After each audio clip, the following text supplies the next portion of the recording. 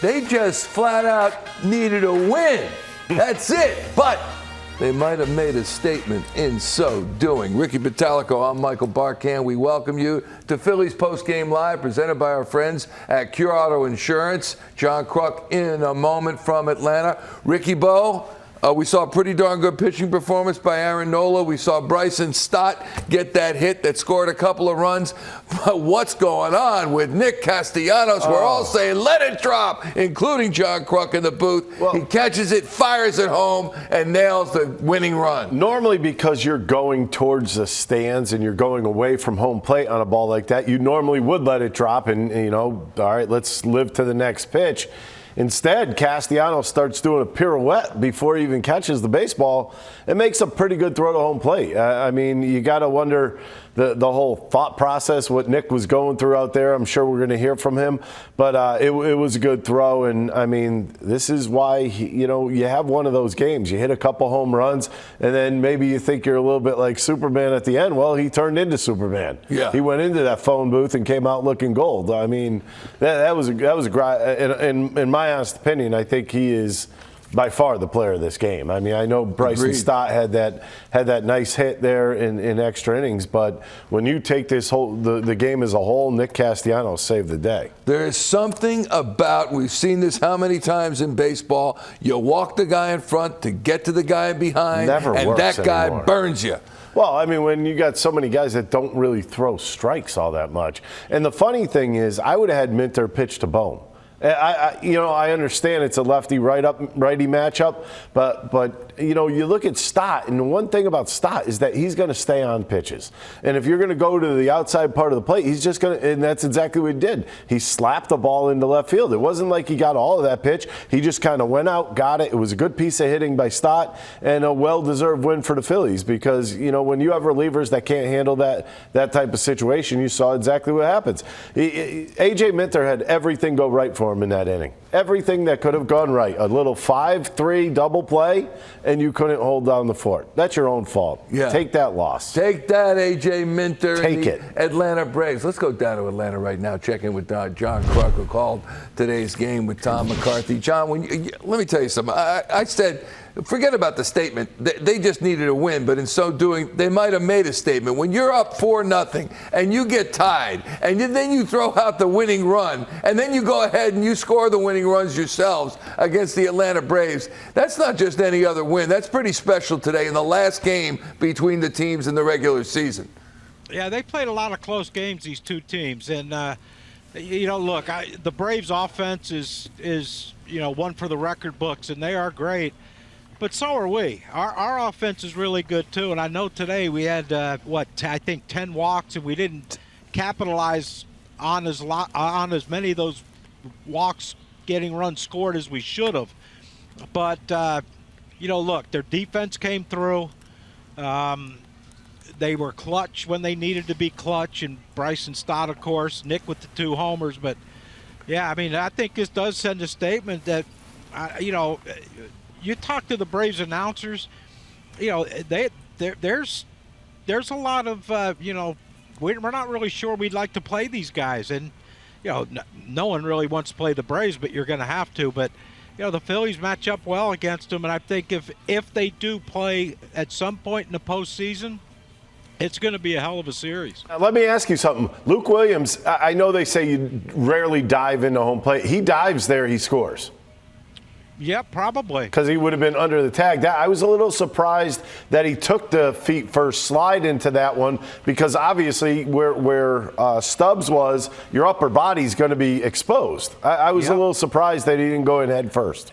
Yeah, and I think he thought that Nick was going to let the ball drop. Bingo. And that's why he got a later start than he normally would. I mean, he just stole second, stole third without throws, and they threw it to second, but they didn't have to.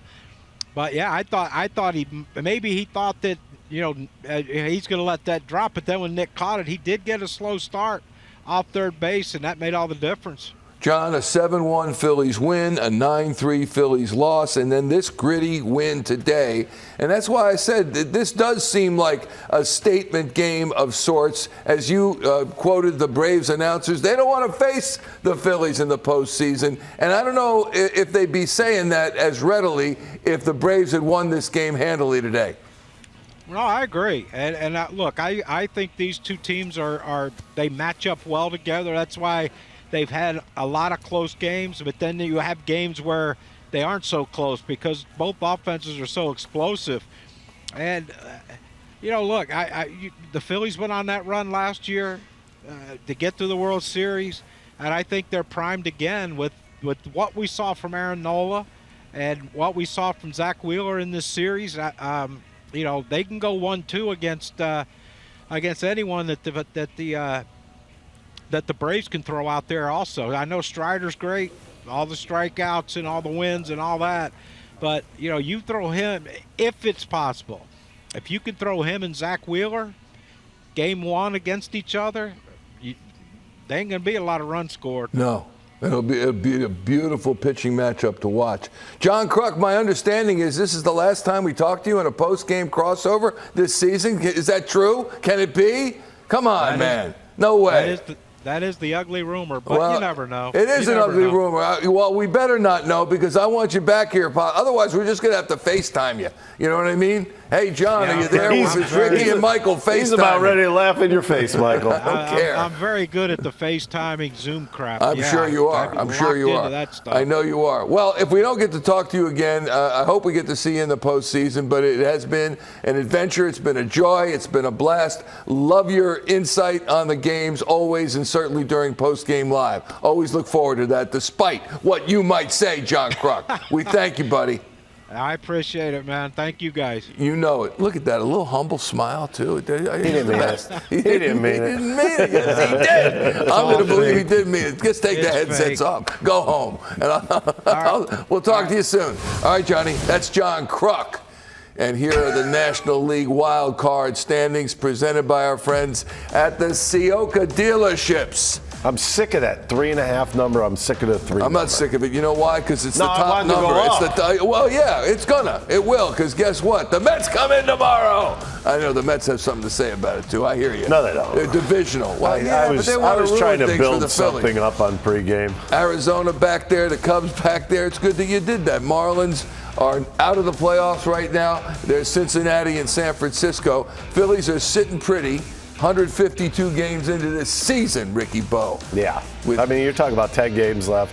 You're plus 3.5. I think that it's a safe area. Yeah. With 7 home games coming, so. They always come back, and you think, well, a team right now, how many times are you going to go to the wall and be unable to come back? And they do. Every time, just about. They do. They don't quit. There's absolutely no doubt about that. I mean, the one thing that you get from the Phillies is a team that's going to, not really give up at bats. I think middle of the game you might see some at bats given up, but when you get later into games and then into extra innings, I think this team will grind as hard as they possibly can to come up with a big hit or a big W or, that big home run. I mean, you look at the games this week, you had some interesting, there were some interesting matchups in the games against Atlanta.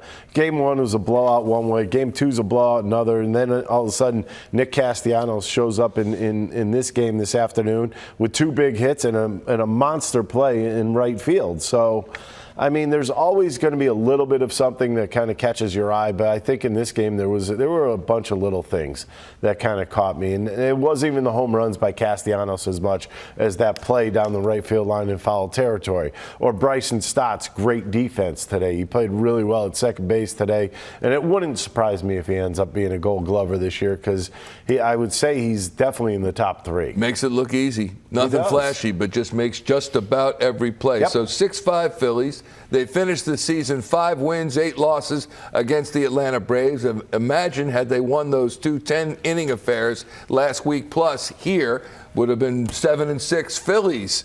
Magic number now 7. Wild card lead is 3. That might even get a smile from Rob Thomson post-game in the clubhouse. What were you thinking as Nick tracked down that ball? Were you thinking, let Drop it go? it. Yeah. because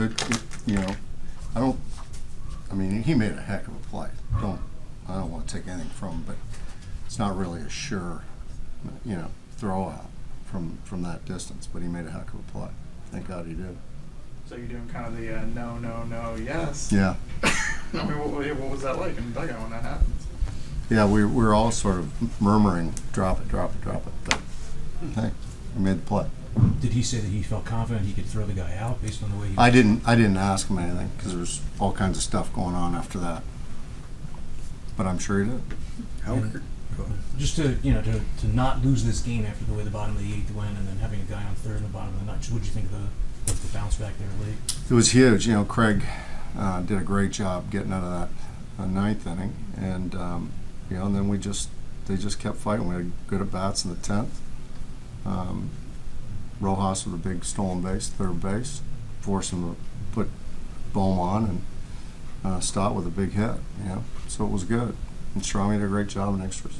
How important was that double steal that they did? I think it was like Rojas and Harper both stole, I think, second and third to put themselves in position to score when Stott hit that double. Yeah, it was good. It was big because now we score 2 runs. So chances are you're probably going to give up in the extra inning format. You're probably going to give up a run.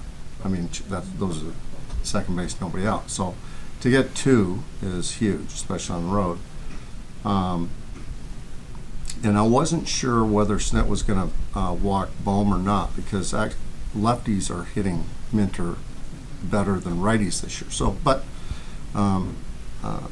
he did, and Stoddard kind of, almost like a check swing, just blocked it off and got it down the line. So when you send those guys, like you're okay with, you were saying I'm okay with the Stott Minter matchup there. So that's a possibility. Yeah, he's hit a home run off him in the past, and he's had pretty good at bats against him. What'd you like from Nola? Big. Huge. I mean, got ahead in the count, pounded the zone. Changeup was really good today, and he controlled the chaos. I mean, in the 4th and 5th inning there, he had some runners on base and some action happening, and he shut it down. So that was a really, really encouraging sign.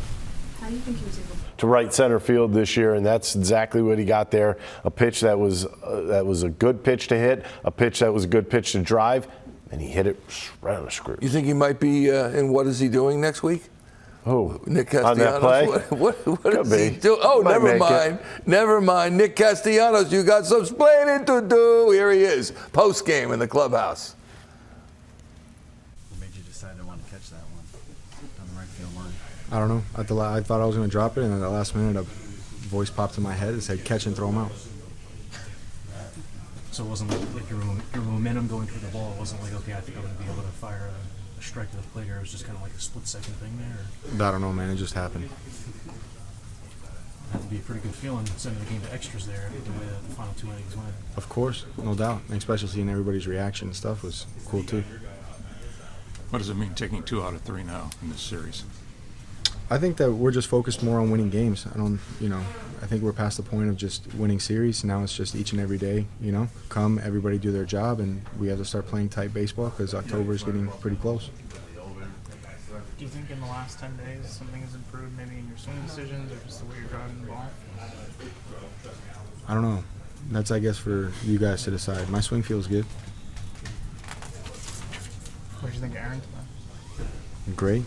Classic Nola, competing around the strike zone, and gave us a chance to win. What was the reaction when you got back into the dugout after that play in the ninth? Because even Rob said, he was like, I was thinking, drop it. Did you hear any comments from your... Everybody was just excited.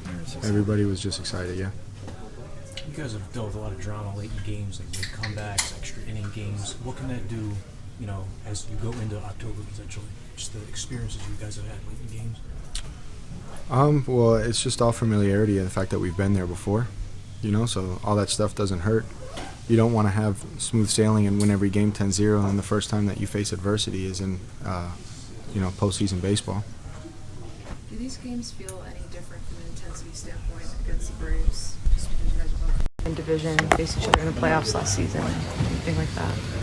I can't speak for the Braves, but I think just every game that we play now, we understand where we are in the season.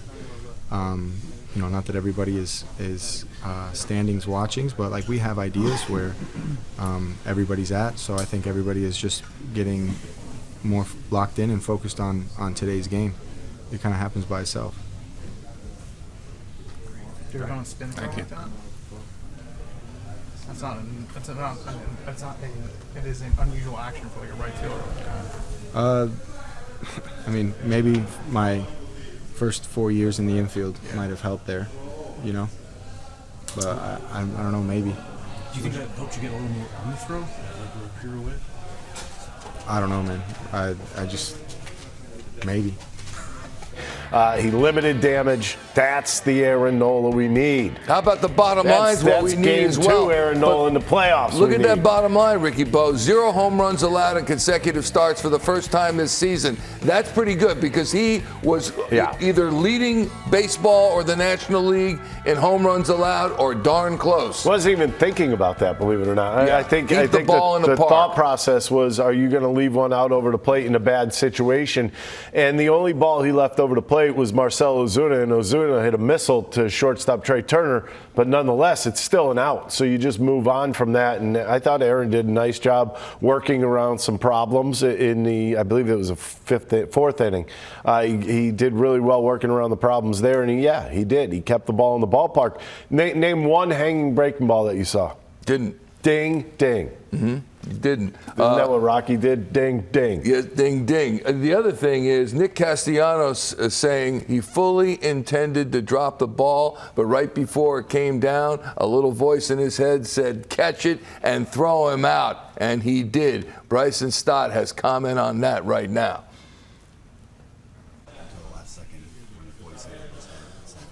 That sounds like Nick. No, I think everyone. I was thinking drop it, and then, I knew they were shallow just with the guy on third and one out. And when I saw him going over, I thought if he could get behind it, he wouldn't. Luke wouldn't tag, and then I saw him not get behind it, and I said, "Oh crap!" And then he made a perfect throw, and it wasn't deep at all, but it's still a really tough throw. He spun around and threw one hop, and Stubby stayed in there good to get the out. And then what's the reaction like in the dugout after he comes in after making that crazy play? Yeah, just Nick being Nick. Just you wouldn't even know he just did it. But yeah, I think a lot of people were hoping he didn't catch it, and then I was saying that at first, but then I saw where he was, and I didn't think he would go. Like I said, if he got behind it, but it was an incredible throw. And then from your point of view, what made Nola, got him back to being Nola today? Yeah, I think his command is always there, but his curveball looked really good today, and his changeup also looked really good, and he was throwing his fastball where he wants, like he always does. So, playing behind him is awesome. They're going to put the ball in play or strike him out. He's not going to walk many guys, and it's just a joy to play back there. So when Bohm gets intentionally walked, it's not like a Gene Skura type reaction to that? No. I was actually thinking of Gene. I was like, should I run up to the plate? And no, it was good.